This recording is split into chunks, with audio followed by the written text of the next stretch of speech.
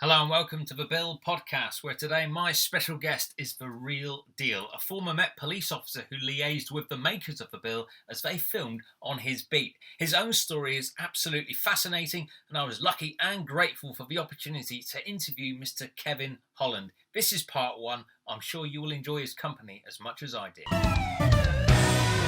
I do a massive amount on social media, so when I come across you quite a few months back and I started looking at the odd clip, and then I got onto UK TV, and then I was watching. I'm always going to refer to them as Reg Hollis, because I don't know the actors' names. Sure. Yeah. I didn't like her when she was a sergeant. She was better as a PC. Yeah. Anyway, I started watching them again, and it brought back all of those memories. So when we started this little conversation, and every now and again I'll chip in on the Twitter feed, because it's like it invokes so many memories of both the reasons why a lot of people my age at that time become police officers, but also of our working practices as well. I'd love to know about your background and what led you to joining the force, and where the interest first came from. It was really simple for me. My dad was a policeman in the Navy. He'd done 23 years in the Royal Navy, and he was in the regulating branch. In 1982, after the Falklands, I was about 16, 17, I applied to join the Marines. And when we have a conflict, they always raise the attainment level, because they can afford just to take the best, because more people want to join. So if I didn't make the grade at that age, I was a bit disappointed. But I stuck with, I was always around Queen and country. I was always around the Crown. My father, when he left the Navy, he worked in Parliament. The guys with the big gold chains when the black rod comes through. Oh, wow. My dad, 23 years, he worked in Parliament. So I used to have sleepovers in Parliament. I was surrounded by the Crown. I was surrounded by just government. You don't understand it when you're a kid. You're always there. If there was a trooping of the colour, we'd be on the front row. So I naturally evolved to Queen and country. So I joined the police. There's lots of reasons why, but that was in 1988. Now, the bill had been going for 5 years then? 4 years? Absolutely. So I was 21 when I joined. So I was 16, 17 when the bill started. Just left school. And I was working in a factory. I'd done a bit of Club 18 to 32 repping, but there was no career path. I had a great life. I had money in the pocket, car and girlfriend, but I didn't have a career path. So I said to my dad, because he lived in London during the week in Parliament, in the building next door to Parliament, I said, Dad, pop along to Scotland Yard. He says, what for? I said, my girlfriend thinks I look good in uniform. And I think she's right. Right, so he says, that's the reason you want to join the police. I says, yeah. So I joined the police, and I was really lucky. I'd done a year repping for Club 18 to 31st, and then I joined the police in September 1988. And that was Lockerbie happened at that time. So instant high-impact events you start thinking about differently. A few years previously, we'd had Yvonne Fletcher. Yeah. So that one was significant. And watching the miners' strike, without getting into the politics, I mean, as it happens, we needed to end coal, we needed to do that. But the way it was done without the support, but the police were the front line, and the police were seen as the enemy. And these were the things that influenced me to join the police, because I saw these things going on. I used to look on the TV. I know it's all cut and edited to tell a story for the political flavour, but I look at it and I go, no, that's wrong. Or that's wrong, or that was wrong. And it makes you feel more stand up. And I thought, well, being a policeman would allow me to do this right and wrong thing, rather than just have an opinion on it, actually contribute. So I joined the police, and I was really lucky. I went to Vine Street Police Station, which is the second oldest police station in the world at the time. Very, very small area, very small. 2/3 of a square mile was the beat. And it covered half of Mayfair, the southern half of Mayfair, the southern half of Soho, and St James's, and that was it. And I lived just off of Wardour Street in Broadwick Street in Soho in the police section house. So there was about 200 of us, all police officers, with a single room, a bar and a restaurant downstairs, living in Soho at 21, 22 years of age. Wow. £10 a month rent it used to cost us. Wow. In 1989 to live in Soho. I don't know if you know Soho at all, but where the Ivy is now in Yeah. Soho. It's the building directly opposite there, on the corner of Berwick Street Market. Fantastic. So that's where I lived as a 21-year-old when I first joined the police. So I literally lived, and I worked 400 yards away at Vine Street Police Station. So it was very, very different from the environment that we saw ourselves in the bill.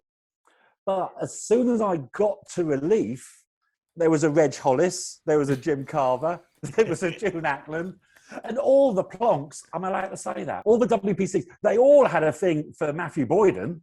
Oh, really? Wow. Every single WPC, they like that strong. Yeah, he was like, he'd be TSG. He could be a good inspector. I'd like him to be my sector sergeant.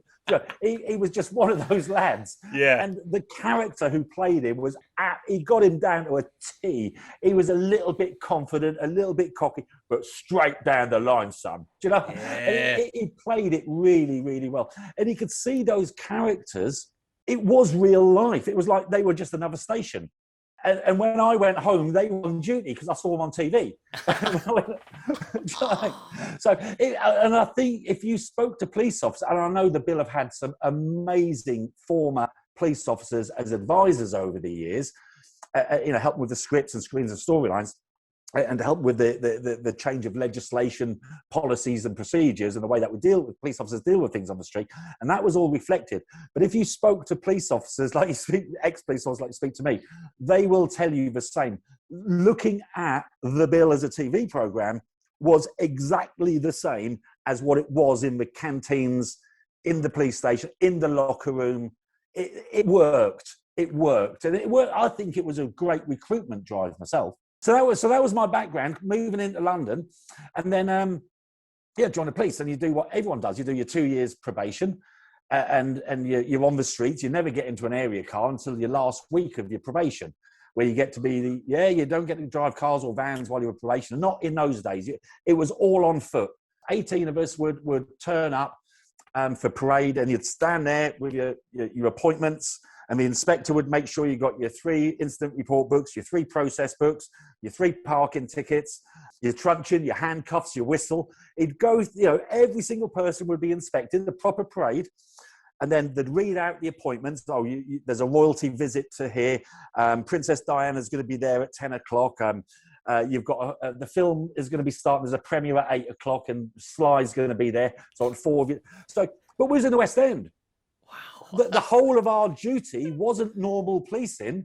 It was around celebrity and royalty. All we did, when we stood on the front doors, we chased burglars, we caught robbers and drug dealers, but it wasn't like on the estates and residential areas. It was Piccadilly Circus, it was Leicester Square. And then you had all of the royalty and the glitz that went with it. So we were really insulated from real policing. But it was such a joy to join the police in that environment. It was a wonderful time as well, the late 80s, early 90s. Apart from the old IRA, they used to drop litter bombs in litter bins. And there was one occasion, it's all. If you look on Wikipedia for 1991, 1992 London bombing campaign, you'll see all the different bombs. And it was all around the West End. They blew us up out of our bed in our section house. They in fact, they got it wrong because they actually blew up the training centre around the corner in Big Street. They thought that was the section house, and we were 150 yards away. Yeah. That was the bomb in Bridle Lane. They'd done another one, a whole series of them of a night duty, but they were watching us. And on about the 3rd or 4th one, they put this bomb in. They put a secondary device in on our RVP, our rendezvous point. So where we mustered to form a control point to manage the situation, they'd actually been watching how we operated 3 or 4 weeks previously, and they put a second bomb at the point where they knew our RVP was going to be. Bloody hell. So it was a bit tentative. You didn't know whether you were going to get home of a night time, but you're young, you're single. It's, we've done that, didn't we? Have a beer. And you'd be in a pub, and next thing you know, George Best would be sitting next to you, or you'd have a film star, and the owner would say, "I don't mind, now that's a local police." And all of a sudden, oh, brilliant! So you become friends with everybody as a police in central London. Your neighbours were film stars and royalty. It was a really unusual life for the first 5 years. And it totally blinded me to what real policing was about. Right. Because I got married. I got married to someone in the job she was a manager of a canteen, police canteen. So I got married there. Her sister was a police officer and her brother-in-law was a police officer. So it was a whole job family then. And I moved. I moved to South East London and I went down to a police station called Carter Street. And Carter Street was one of those where, 2:00 in the morning when all the pubs are kicking out in the Old Kent Road, all the police vans would line up in the middle. And you'd have a police van from Deptford, from Carter Street, from Southwark, from Rotherhithe, from Tower Bridge, all the different police stations, because that's where all the beats joined, the divisions merge, and all the bars and clubs were. And if you nicked someone for fighting, they go, "Where are you taking me, mate? Not Carter Street." They didn't want to go to Carter Street. There's some fables, some stories and experiences that I never witnessed that apparently happened at Carter Street, and people didn't like going to Carter Street.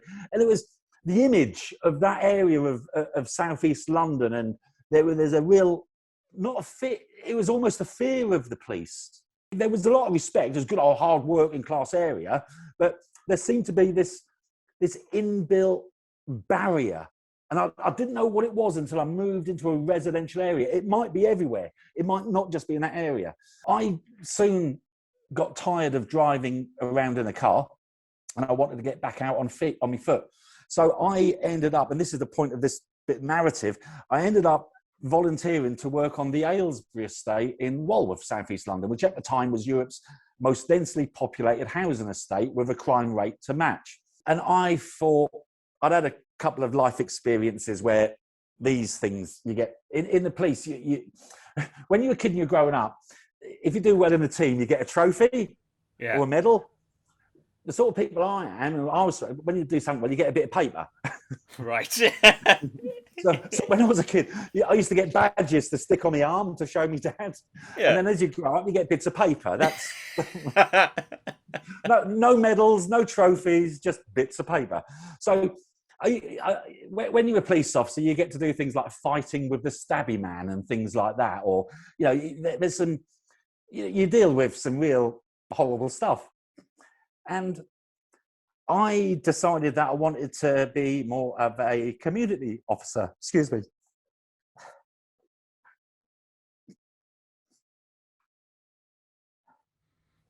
And a bloody good one you are, because I've seen the clips on YouTube, man. The respect is still there from people and from me. I mean, you're amazing. What you did, my respect to you, sincerely, because... Well, I appreciate that. It's still hard up here. Do you know what I mean? Oh, I can imagine. I can only imagine. When I just decided to go community policing, there was reasons for it. And very, very soon, I learned very quickly about how grapevines work, how people communicate.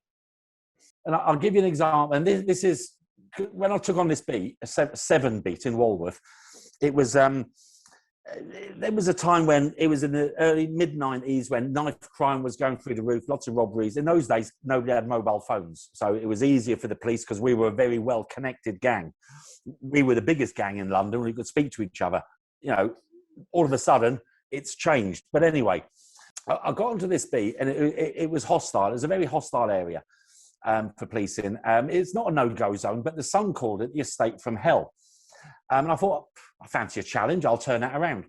So I went to this meeting and they were all bleating and going on about, dog shit on the pavement and robberies and all the stuff that everyone's going to moan about to a police officer. Quite rightly, for the police officer to do something. But it was the same, it was more of the same that I've always heard. So it wasn't new. And I turned around just to shut them all up. I said, look, I'm going to be here.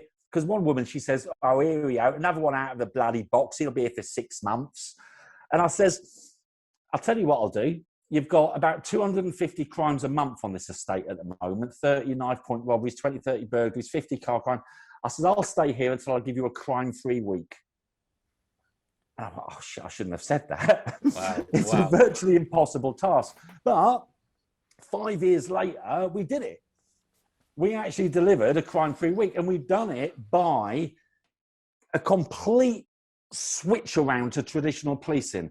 So I had to get the backing of my sergeant, inspector, chief inspector, superintendent, chief superintendent, who had to give a little assistant commissioner, look, we've got this bloke who thinks he can do this.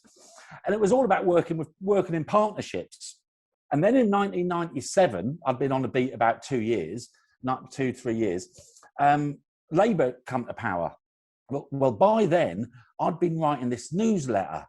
And my newsletter went out to 3,500 flats. Every single flat got it within 3 hours. I had a delivery team of people. So every 4 weeks, everybody got the same information from the police, from the same source, no media spin, no rumours and gossip. It was direct information. And I used to copy in all the local politicians. We had Tessa Jow, Harriet Harman, Simon Hughes, all left of centre and all, Simon's Liberal, but the others are Labour. But the other two also went on to become cabinet members. Well, I used to copy them all into my newsletters, let them know what was going on the beat, didn't I? So when Blair, and we were making significant crime reduction stuff.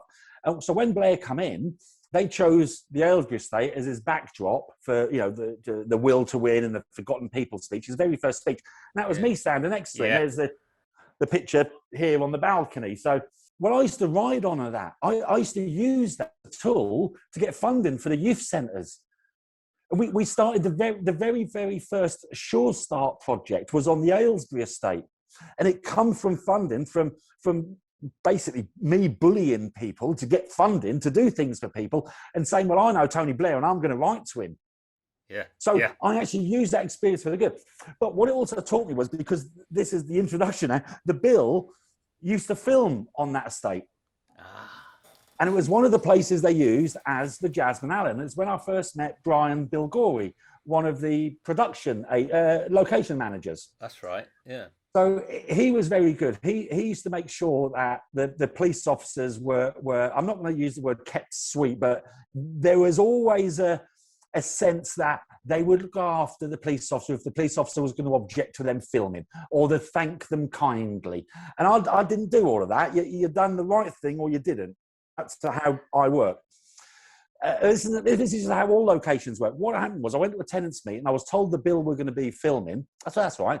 And they go, no, it ain't. Every time they come up here, they bloody well trash the walkways. They make it all dirty just to give it the visual effect. Now, this place has got miles of walkways and, when a light goes out on the Aylesbury, the council put it back. When there's rubbish drop, it gets picked up.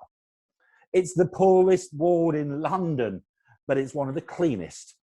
And there was a sense of pride that was instilled through the council. It was all 98% council flats, council owned. Yes, so big transient population, and it was a constant education of the masses there.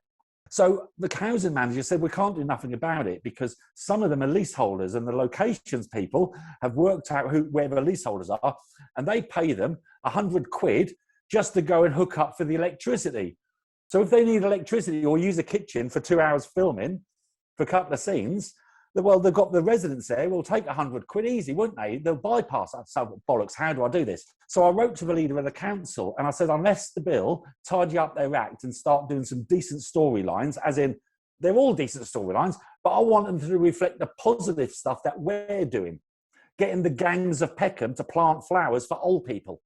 It was literally as raw as that. It was a complete reversal of what we'd normally be doing as police officers, hands in pockets up against the wall. We were getting them engaged with the elders in the community to make the community better, planting hanging baskets, planting community orchards on a housing estate in South East London.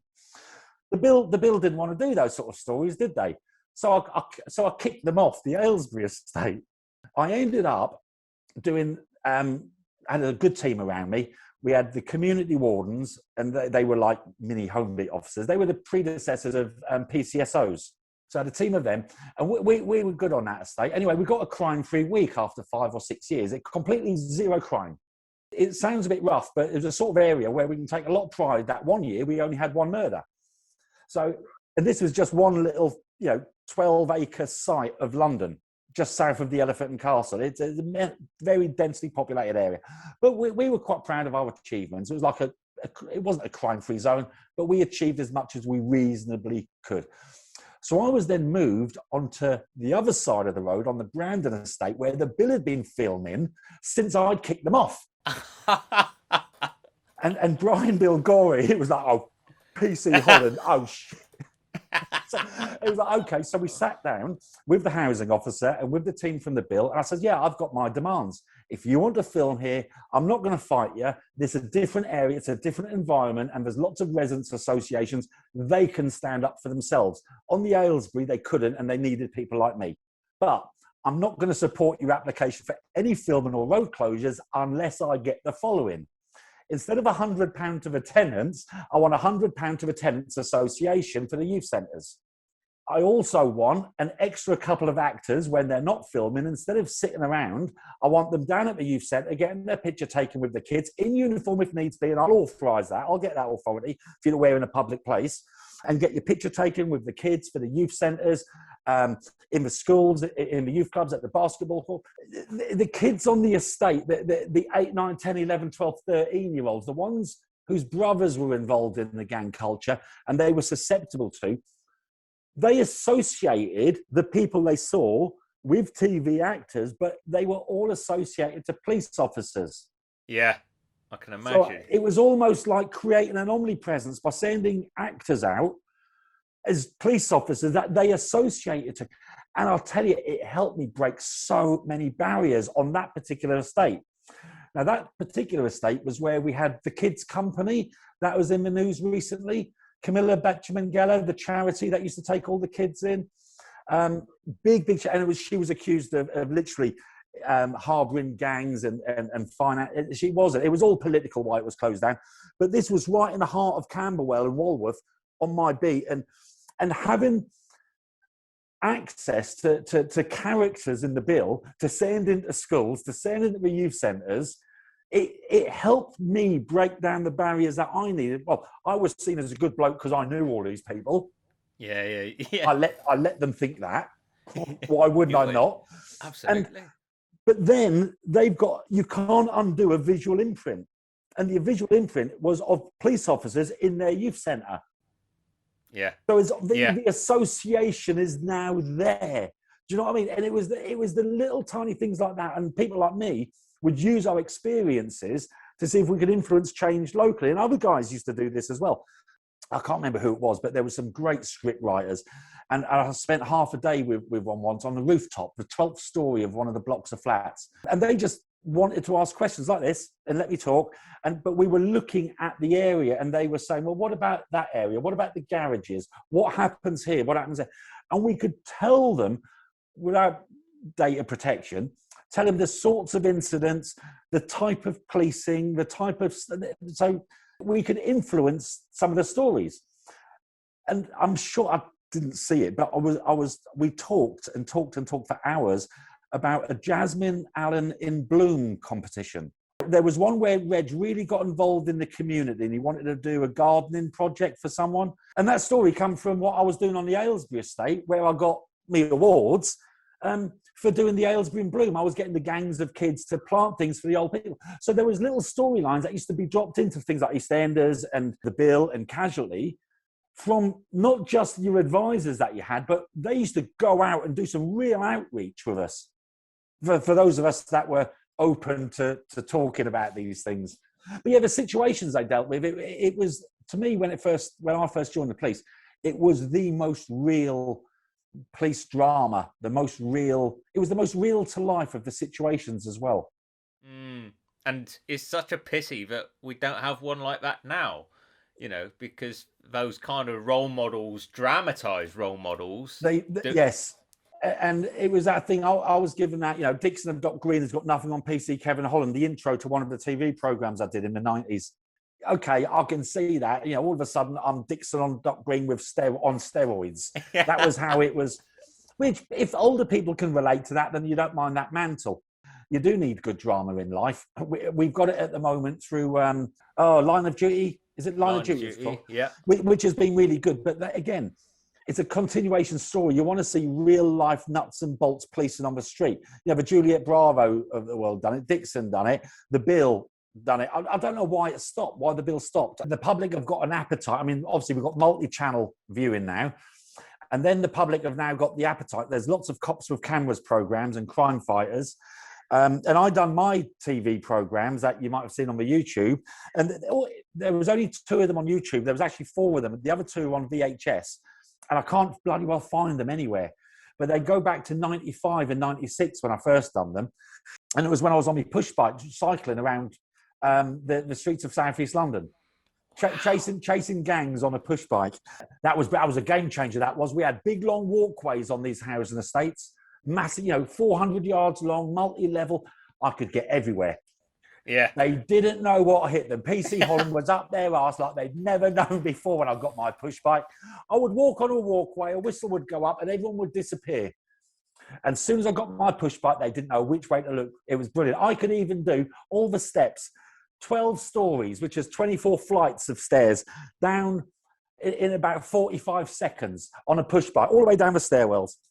It must have been rewarding for you when you saw people turn a new leaf or actually listen. You meet, when you're a police officer, apart from just bimbling down the street and talking to people, you actually meet people sometimes when they're at a crossroads in their life. They've made a decision, they've chosen a path, or they've committed an action which is construed as a crime or misdemeanor, and we come into contact. It's at that point where you want to divert them off. Yeah, you've got to try and break that cycle. I mean, a lot of people, in the area where I was at the time when I was there, most kids under the age of 16 had never been more than 3 miles from where they lived. So there's the first thing. Now, they might come from second or third generation of welfare support claimants. Where's the... there was kids in the area where I policed, where the bill filmed, actually had a row with one of the dealers at the time when they were filming on Doddington Grove Estate. This lad, he was a dealer, we'd nicked him a few times and subsequently. He was going, "That's not how you bloody well do it. That's not how the police do it round here." And he's shouting across, and the director's getting pissed off, and the second director's shouting at the third director to speak to the runner, to tell the police officer to, because they've all got their chain of command, haven't they? Yeah, so, yeah, absolutely. Getting the youth diversion. So becoming a patron of the boxing gym, becoming a patron of the, getting involved as a volunteer, but sort of as a policeman, but sort of in my own time, because all of these clubs are local to where I live. I go past on a bus. You're not always working. You're not always at home. Everyone needs a hobby. So I got involved in football, in boxing, and then get your kids involved. All the kids off the street, get them involved.